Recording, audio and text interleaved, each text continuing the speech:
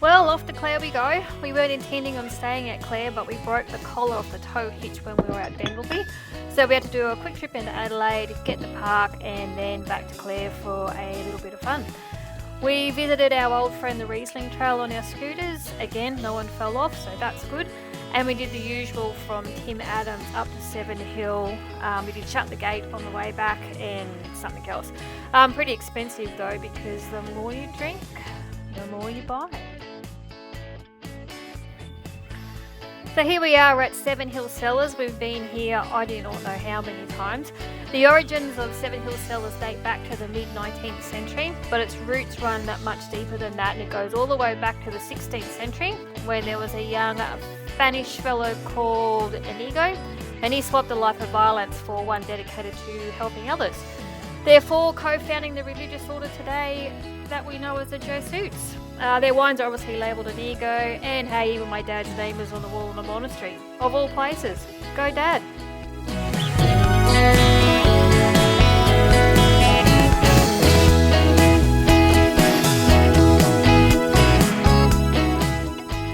So we had no real plans. We thought we would head up to Orange. We pulled into a place called Orange Mountain Estate, and they use a completely different method of winemaking, and it's called ice wine. So Google that, that's actually pretty cool. And while we were in Orange, we managed to catch up with some friends of ours. So say hello to Pippa. It's been probably 16 years since I saw Pip. And then we also ran into Jacob and his wife and had dinner with them. And then Charlie caught up with some friends of his from way back, Linda and Brett. So it was a pretty neat time in Orange. I'm so glad we went.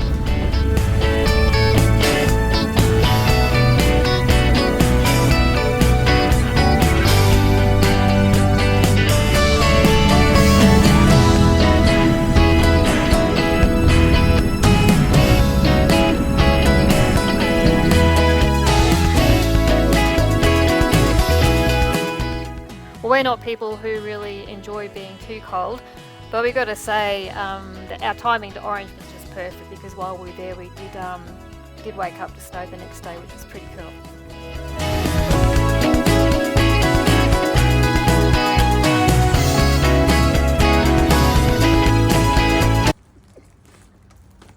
What do you reckon, Boo?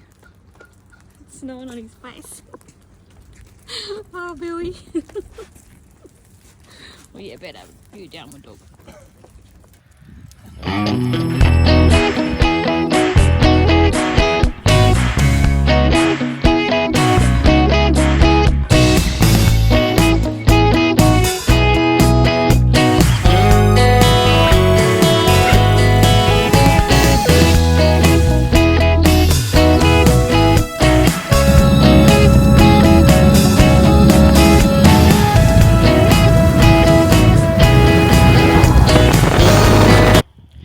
So yesterday when we got into Mudgee, we had a hot tip about a good vineyard to go to called Logan Wines.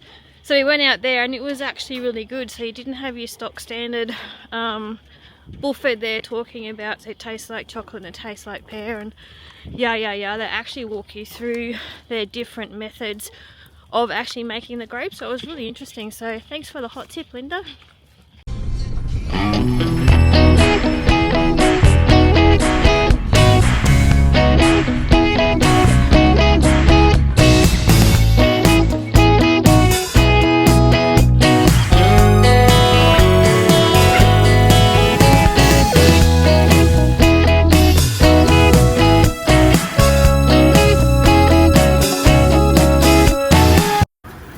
Obviously you've got a few choices of caravan parks you can stay at while you're in Mudgee.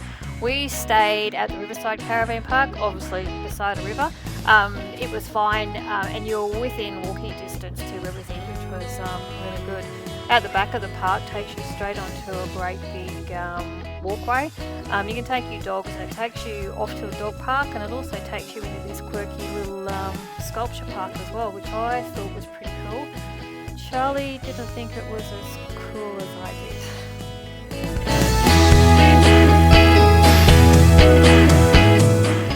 This is the most insane dog exercise park I've ever seen. It's just out the back of the Riverside Caravan Park in Mudgee, and it's divided up into these big sections. So your big dogs have a section for big dogs, and there's another section there for the little dogs as well. So it's really well done by them.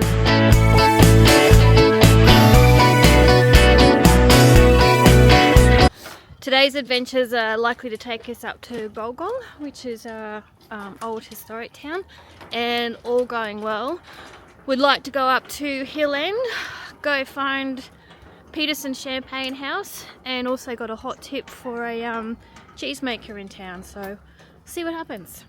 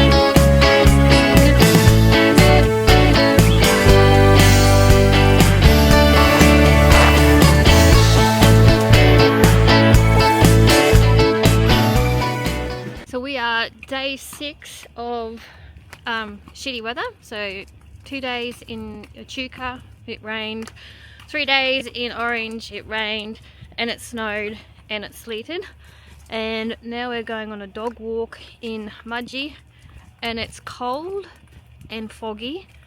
So 6 days of this when you're a Queenslander or North Queenslander, it's starting to wear a little bit thin, so keen to start heading north, hey?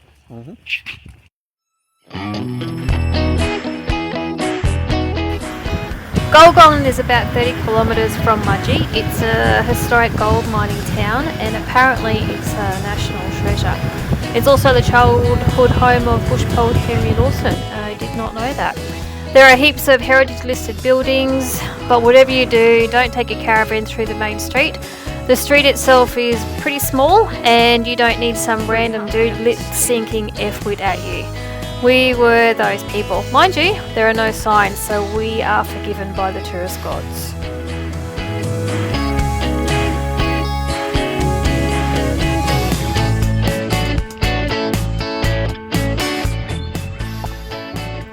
Gulgong came into existence after gold was discovered in 1870, and the township was surveyed that same year, and by the end of that year there were 800 people on the diggings, which yielded over 32 tonnes of gold. So more interesting facts.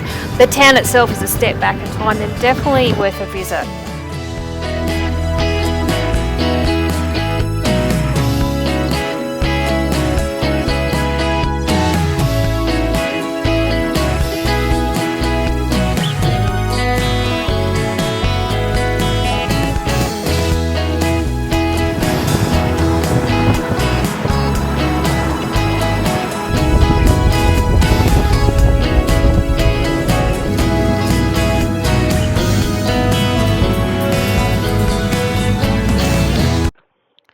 Say hello to Les. We worked with Les back in the day at Krakow. Les runs a bull riding school, which is pretty awesome. We've had a few goes at catching up with Les over the years, and this time it worked out really well for us. So thanks for the Mad Hatters, Les, and great to see you. This was the damage after our wine tours. So we had 6 cartons that we unpacked out of the caravan. I didn't realise that we'd actually bought that much, but anyway, I made it fit, so that was good. These cartons travelled 3,500 kilometres back home, and not one broke, so that was also good.